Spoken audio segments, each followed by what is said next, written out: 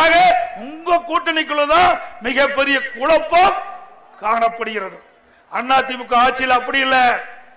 நாங்க கூட்டணி அமைச்சோம். மத்திய உள்துறை அமைச்சர் வந்தார். அவரை நான் சந்தித்தேன்.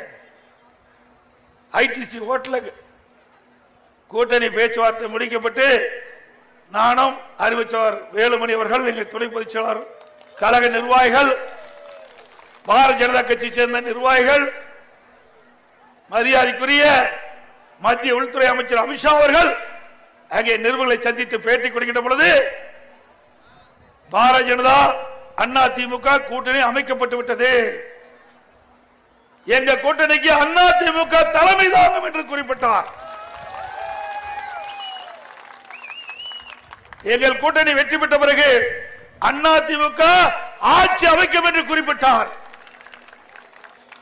எங்களுடைய கூட்டணி முதலமைச்சர் வேட்பாளர் இபிஎஸ் என்று குறிப்பிட்டார்.